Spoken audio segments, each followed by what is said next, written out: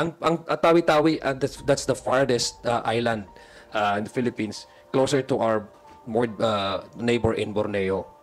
So hindi po totoo sa ako being Mindanaoan, hindi po totoo dahil nakita po natin apart from all these social services, yung kanyang priority in terms of infrastructure. In fact, ang magkakaroon na nga po ng nag-opening or nagkakaroon na po ng groundbreaking yung one of the longest bridges in the country that would be connecting Lanao del Norte in Osamis City to provide and make it easier for the commuters and for transportation of goods.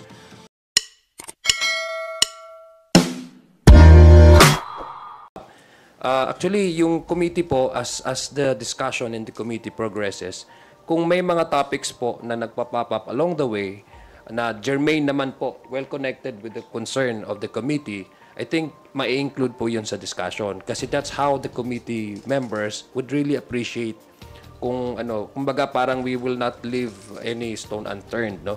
So I think being one of the vice chair ng Committee on National Defense, ako mismo I will personally request my co-members in the committee and the chair that if there are concerns, issues that may arise while we are conducting the committee hearing, I think it is proper also that we would include that as one of the main topics to discuss. Thank you. Last two questions from Mela Lismoras of PTB4 and Romer Butuyan. Mela? Hi, good morning po, Kongs.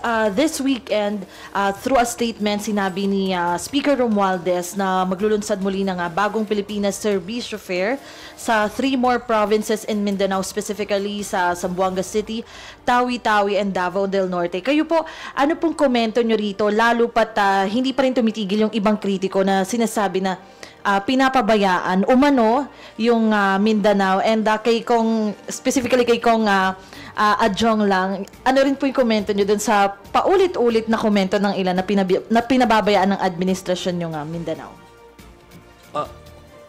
Well, unang-una, to give you a shorter answer, hindi po totoo yun. Dahil alam po natin, ang presidente, sabi ko nga kanina, nung umpisa po siyang nangampanya, nung 2022, ang kanyang pong slogan talaga ay unity, no? Alam po natin ang importance ng Mindanao para sa administrasyon na ito. Nagkaroon na po actually, no? Nagkaroon na po ng bagong Pilipinas fair, no? Diyan sa Bukidnon. In fact, we started in Sultan Kudarat, sa Davao de Oro, sa Bukidnon, and sa Agusan. Agusan del Sur ba yun? Del Norte. So, niya po nagpapakita na ang presidente naniniwala na hindi. In fact, may schedule po on Thursday sa Zamboanga, and the first would be in the Barm in Tawi-Tawi. So, nakita po natin yung how the president actualizes the promise that he mentioned during the campaign, and how he will keep that promise up until the end of his term.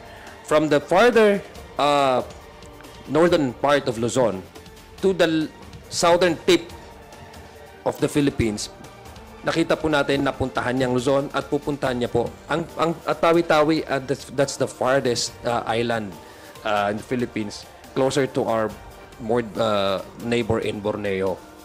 So hindi po totoo sa ako being Mindanaoan, hindi po totoo dahil nakita po natin apart from all these social services, yung kanyang priority in terms of infrastructure. In fact, ang magkakaroon na nga po ng nag-opening or nagkakaroon na po ng groundbreaking yung one of the longest bridges in the country that would be connecting Lanao del Norte in Osamis City to provide and make it easier for the commuters and for transportation of goods, for the inland trading, exchanges of goods between and among provinces in Mindanao. Nakita po natin yan during this term, in first year po ng kanyang term.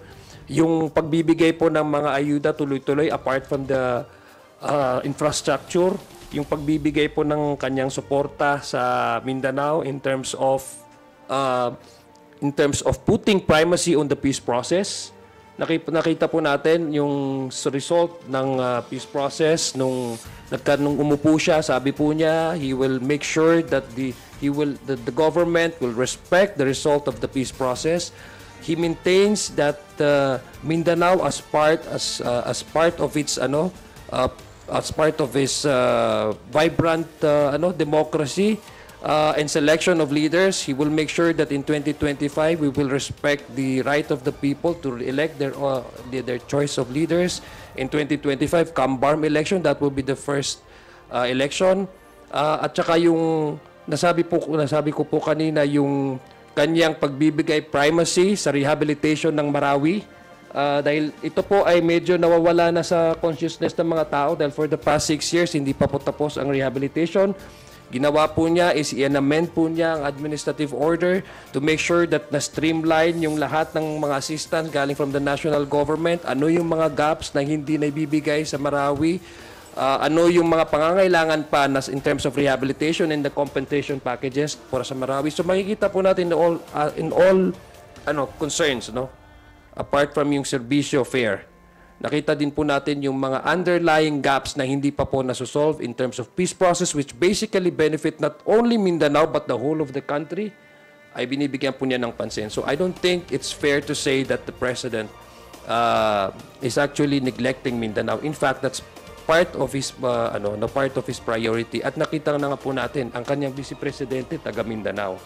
So that's a very clear and indicative sign that the President really puts Mindanao part of this of his priority during ito pong term niya. So nakita po natin yan. And we are very thankful for the President for giving importance to the peace process dahil yan po ang kailangan ng Mindanao para matapos na po yung sinasabi po nating armed conflict at it will bear fruit positively on the communities that are being left behind, which communities mostly are from Muslim Mindanao. Gusto ko lang dagdagan din yung sinabi ni Congressman. Actually, ang City of Manila po, we did not support President Bongbong Marcos during the last election.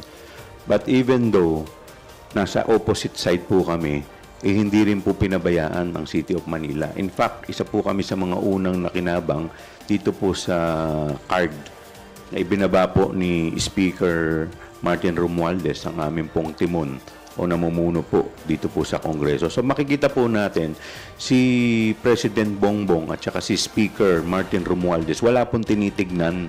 Tapos na po yung eleksyon, ang tinitignan po nila yung kapakanan po nung mas nakararami, lalong-lalo na po ng mga mahihirap. Maraming salamat po. Dagdag ko lang dun sa nabanggit ng dalawa kong kasamahan. So I've been to siguro mga 4 na BPSF, Bagong Pilipinas Serbisyo Fair, at hindi bababa sa 1 bilyong piso worth of various programs and projects yung na i-implement ng mga national government agencies and national government departments to various programs and projects such as yung tulad ng binanggit ni Kong Jolo, yung CARD, assistance for rice farmers, nandyan po yung CBOL, assistance to young entrepreneurs, nandyan yung ISIP, assistance to students for their scholarship program, nandyan yung AX, nandyan yung TUPAD, nandyan yung Department of Agriculture, nandyan yung farm, which is actually such a wonderful innovation for our rice-producing farmers that they're able to sell directly to the NFA. So all these programs are being flooded to specific provinces and regions in all areas of our country. At nung tinitingnan ko nga yung schedule, kaya hindi ko maintindihan kung bakit nasasabi ng ating mga kaibigan sa Mindanao na medyo napapabayaan daw. Because the last few ones that I went to, overwhelming nga yung support ng mga congressman sa Mindanao eh. Sa isa sa pinuntahan namin, mahigit sa 60 ang nandun. Yung isang pinuntahan namin, I think 80 congressmen were there. Not to mention the support given by the different governors and mayors to the Bagong Pilipinas Servicio Fair. And based on the schedule that I have on hand, we visited Sultan Kudarat, we visited Agusan del Norte, tapos tapos na rin po yung Bukidnon. This week will be Zamboanga City. Pagkatapos po nun, Tawi-Tawi, Davao del Norte. So all of these will be done in Mindanao. So this is just to show that doon sa binitawang pangako ng ating Pangulo na walang maiiwan, talagang pinakikita niyang walang maiiwan. At lahat ng serbisyo at programa ng ating pamahalaan ay mararamdaman ng lahat na nangangailangan. Another topic lang po, isang panibagong order din ni Pangulong Marcos, yung Executive Order number 59 na nag-uutos na mas streamline yung permits processes para sa 185 infra flagship projects sa bansa. Any comment po dito? Kasi inaasahan din, syempre after naman itong mga tag-init, tag-ulan na naman, at inaasahan yung mga infra flagship projects na ito ay makatutulong din sa bansa para dito nga sa panahon ng tag-ulan and even sa iba pang pagkakataon, even sa economy natin. Ano pong masasabi niyo dito? I think this only emphasizes the sense of urgency the President has given when it comes to development. Alam niya kasi na iilang taon na lang ang natitira sa kanyang administrasyon. In fact, bilang niya po yung araw kung ilan na lang ang natitira at wala siyang araw na gustong maaksaya pagdating sa mga proyektong gustong niyang maipatupad na alam niyang may kinalaman sa pagbabago at pag-unlad ng ating bansa. Ito din po yung dahilan kung bakit siguro inilabas niya yung bagong executive order just so that we can do away with unnecessary government requirements, redundancy in documentation, just so that we can find these projects being implemented in the soonest possible time. Dahil may national significance po talaga ito that will lead us towards our goal when it comes to being a middle income status nation by 2025. So I fully support the order issued by the President, and I do hope in the soonest possible time makagawa na po ng mga processes ang ating mga ahensya at ang ating mga local governments to comply with the directive of our President.